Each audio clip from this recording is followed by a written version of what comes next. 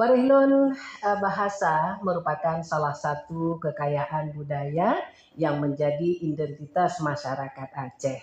Terkait dengan hal itu, siang hari ini saya akan coba berbincang dengan Bapak Profesor Dr. Andes Yusri Yusuf MPD. Beliau sebagai dosen prodi Pendidikan Bahasa Indonesia FKIP Universitas Siah Kuala yang saat ini sudah berada di ujung telepon. Assalamualaikum Bapak Prof. Waalaikumsalam warahmatullahi wabarakatuh. Iya, bagaimana kabarnya Pak? Baik, alhamdulillah sehat-sehat. Alhamdulillah, ini masih di tempat aktivitas Pak ya? Iya, saya ini di ruang profesor di FKIP USK. Iya, baik. Mohon maaf ini kami minta waktu sedikit aja Pak ya. Baik. Iya, kita berbincang hari ini tentang bahasa Aceh antara harapan dan kenyataan. Ya, bagaimana Pak perkembangan dan kondisi bahasa Aceh saat ini, terutama dalam hal penggunaan sehari-hari dan perannya di tengah masyarakat? Baik, terima kasih Bu Cut Zahrita yang saya hormati. Iya Pak. Dan para pendengar di seluruh yang bisa dijangkau yang saya hormati. Saya memang sangat tertarik kalau bicara soal bahasa Aceh. Iya. Tapi mungkin banyak di antara kita ada yang barangkali kurang memahami apa sebetulnya bahasa Aceh dan apa fungsinya gitu. Iya. Baik, saya akan mencoba membicarakan dulu tentang bahasa Aceh gitu ya. Iya. Iya Pak. Sebenarnya bahasa Aceh itu adalah bahasa yang digunakan dalam masyarakat Aceh khususnya oleh suku Aceh. Iya. Yang sekarang diperkirakan sekitar 3,5 juta penuturnya. Dan itu hari ke hari nampaknya menurun. Nah, karena pada generasi muda sekarang sudah cenderung tidak lagi terbiasa menggunakan bahasa Aceh. Iya. Nah, bahasa Aceh ini sebenarnya dia rumpun bahasa Camik atau cabang dari rumpun bahasa Melayu Polinesia dan cabang dari bahasa Austronesia. Itu secara ilmuannya seperti itu. Iya. Kemudian juga bahasa Aceh itu memiliki ciri khas juga sama dengan bahasa Aceh dengan bahasa-bahasa lain. Misalnya ciri khas bahasa Aceh itu ada pada fonologinya, ada pada morfologi, pada sintaksis dan kosakatanya. Dan mungkin pada kesempatan ini nggak sempat kita bicarakan itu dan mungkin lain waktu. Iya Pak, betul. Menyangkut dengan pertanyaan Ibu Cu tadi tentang perkembangan dan kondisi, memang kita lihat ada dua sisi yang barangkali bisa dijelaskan. Satu sisi bahasa Aceh tetap digunakan oleh masyarakat pedesaan dan kalangan orang tua sebagai bahasa komunikasi sehari-hari dan bahasa budaya. Nah, sementara di kota-kota besar, akibat pengaruh teknologi, pengaruh kebudayaan, ya baik Indonesia dan luar atau asing, sehingga bahasa Aceh ini berpotensi untuk dilupakan. Ya, masyarakat kita, apalagi masyarakat milenial, cenderung kurang menggunakan bahasa Aceh dalam kehidupan sehari-hari. Nah, baca dulu Bu ya. Iya, jadi meninggalkan bahasa Aceh sekarang sudah mulai seperti Bapak sampaikan tadi sudah mulai ditinggalkan. Nah di sini tentunya kan tidak lepas dengan peran dari orang tua agar anaknya bisa berbahasa Aceh atau berbahasa daerah. Ya, bagaimana peran keluarga nih Pak dalam mengajarkan bahasa Aceh kepada anak-anaknya di tengah pengaruh globalisasi seperti sekarang ini? Ya, memang kalau bicara peran orang tua, memang ada harapan dan kenyataan. Iya, betul. Kita berharap orang tua memang aktif berkomunikasi dengan anak-anaknya menggunakan bahasa Aceh dalam lingkungan keluarga atau lingkungan masyarakat. Kemudian juga kita lihat dulu ada budaya menidurkan anak-anak dalam ayunan dengan melantunkan syair-syair yang berbahasa Aceh. Kemudian juga orang tua dulu ada ceritanya dia menyampaikan cerita kepada anak-anak sebelum tidur dengan menggunakan bahasa Aceh. Yang cerita itu untuk pendidikan karakter tentunya. Kemudian masyarakat juga dulu-dulu atau mungkin ada masih di saat sekarang ini itu ada permainan teka-teki atau menghim dengan menggunakan bahasa Aceh.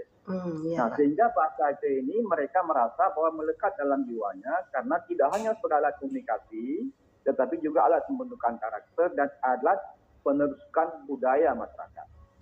Tapi sekarang ini karena tuntutan teknologi tadi, banyak juga ibu-ibu walaupun dari orang Aceh misalnya di desa-desa sudah mulai mengajarkan bahasa Indonesia kepada anak-anaknya atau bahasa Inggris. Mereka tidak lagi menggunakan bahasa Aceh dengan alasan bahwa untuk kepentingan ilmu pengetahuan, kepentingan dia belajar di sekolah nanti kalau nggak bisa bahasa Indonesia, nah dianggap kampungan. Nah, jadi itu memang tuntutan masyarakat juga. Sebenarnya itu keliru. Dalam keluarga menggunakan bahasa ibu, nanti di sekolah gunakan bahasa Indonesia atau bahasa asing. Jadi anak-anak yang sebenarnya menggunakan dua bahasa tersebut, dalam pendannya dia lebih pintar. Iya. Tidak melupakan bahasa ibu ya. Bahasa kita sendiri. Iya. Sekarang kan Bapak kalau kita lihat dalam komunikasi sehari-hari ini walaupun orang Aceh sama-sama orang Aceh tapi tidak menggunakan bahasa Aceh dalam komunikasi, terutama yang muda-muda ini. Menurut Bapak nih, pantauan Bapak, bagaimana dengan generasi muda? Sejauh mana mereka tertarik atau mampu menggunakan bahasa Aceh dalam komunikasi sehari-hari? Ya, karena begini juga Bu Darita kan, bahasa itu juga alat berpikir. Jadi ketika kita berpikir dengan bahasa Indonesia, kita cenderung menggunakan bahasa Indonesia walau kita penutur bahasa Aceh. Sebaliknya kalau dia berpikir sebagai dengan bahasa Aceh, dia selalu ingin menerjemahkan bahasa lain itu ke dalam bahasa Aceh. Jadi sekarang pendidikan kita mulai dari taman kanak-kanak sampai ke perguruan tinggi, itu kita diajak berpikir dengan pola bahasa Indonesia. Sehingga cenderung walaupun memang sadar sedang bicara bahasa Aceh, nanti kadang-kadang sukar menggunakan kosakata karena kosakata Aceh tidak lagi kita kuasai. Sehingga kita cenderung menggunakan bahasa Indonesia. Nah, terutama para milenial ini.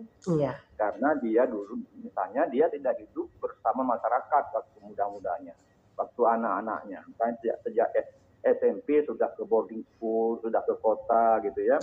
Jadi bergaul dalam bahasa Indonesia sehingga dia tidak memiliki kosakata yang banyak tentang bahasa Aceh. Nah, ini juga satu masalah yang yang menyebabkan bahasa Aceh ini hari ke hari semakin berkurang penutur. Sangat disayangkan Bapak ya. Betul. Baik. Kalau bahasa Aceh menjadi tamu di daerah Aceh sendiri juga sangat disayangkan. Baik Bapak, kalau begitu kenyataan sekarang yang kita lihat, apa saja langkah-langkah yang perlu dilakukan agar bahasa Aceh tetap bisa digunakan secara luas oleh generasi sekarang dan mendatang? Nah, langkah yang pertama, kalau menurut saya mesti ada pendidikan formal. Jadi pendidikan formal itu wajib menggunakan bahasa Aceh. Misalnya kurikulum muatan lokal. Atau di surau-surau misalnya. Jadi ada khusus belajar bahasa. Tapi bukan hanya bahasa sebagai alat komunikasi. Tapi belajar bahasa dalam konteks budaya. Nah, begitu. Yang kedua, ada penguatan peran media. Nah, seperti RRI hari ini gitu ya. Saya bangga dengan RRI karena masih konsisten gitu ya. Jadi ada penguatan peran media dalam penggunaan bahasa Aceh. Kalau mungkin juga ada radio gitu ya, ada televisi gitu ya. Nah, kemudian juga ada di tempat-tempat umum. Saya lihat di Bandara Soekarno-Hatta, di Bandara kita Tim itu sudah ada pengumuman-pengumuman tentang keberangkatan, tentang kedatangan gitu ya, dengan menggunakan bahasa Aceh. Itu sesuatu yang baik. Gitu. Alhamdulillah satu kemajuan Pak. Satu kemajuan. Kemudian yang ketiga tentang pengembangan teknologi. Nah, misalnya apa teknologi yang kita punya, lalu kita tulis dengan menggunakan bahasa Aceh. Sehingga anak-anak Aceh merasa bahwa bahasa Aceh juga itu adalah bahasa ilmu pengetahuan.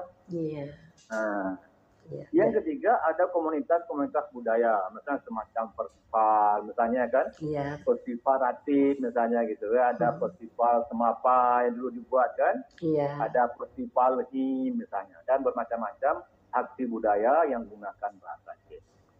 Yang kelima yang lebih penting lagi ada pengakuan hukum, ada regulasi. Nah, regulasi tentunya harus peran pemerintah lah. Ya, saya ingat dulu ada edaran gubernur tentang penggunaan bahasa Aceh, tapi nampaknya nggak disauti. Iya, bertepuk sebelah tangan, Pak. Karena tidak ada peran akademik di situ. Jadi Iya. orang berpikir hanya bahasa Aceh sebagai bahasa komunikasi saja. Iya, Nanti tidak bermanfaat. Kalau saya gunakan bahasa Aceh, sampai ke Medan nggak pakai lagi katanya. Gitu, ya. Iya. Bukan itu masalah sekarang. Bagaimana dia itu harus menjadi bahasa ilmu pengetahuan dan teknologi juga, seperti bahasa Inggris. Ya. Iya. Baik Bapak, terkait dengan bahasa Aceh, bagaimana harapan Bapak? Ya, tentu saya berharap yang pertama ada penelitian, ya, ada kajian-kajian tentang situasi, misalnya bagaimana penutur bahasa Aceh, bagaimana sikap para pemilik bahasa, lalu kemudian bagaimana perkembangan bahasa bila di pendidikan.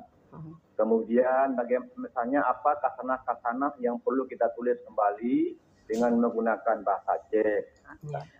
Jadi banyak sekali saya kira misalnya kita ingin perkenalkan rumah Aceh misalnya kan, menulis dalam bahasa Aceh. Tapi hari ini tidak bisa juga kita seluruhnya bahasa Aceh dalam komunikasi. Nah, karena kita bagian dari Indonesia, kemudian bagian dari masyarakat dunia. Tapi kita perkenalkan budaya-budaya Aceh dengan berkomunikasi juga dengan bahasa Aceh dan bahasa Indonesia atau bahasa asing, misalnya bahasa Inggris. Karena kita sudah globalisasi hari ini. Iya, betul. Ya. Kemudian ketiga, saran saya juga, karya-karya sastra yang ada di Aceh, mari kita tulis kembali dalam bahasa Aceh. Misalnya hikayat, mari kita terjemahkan, misalnya.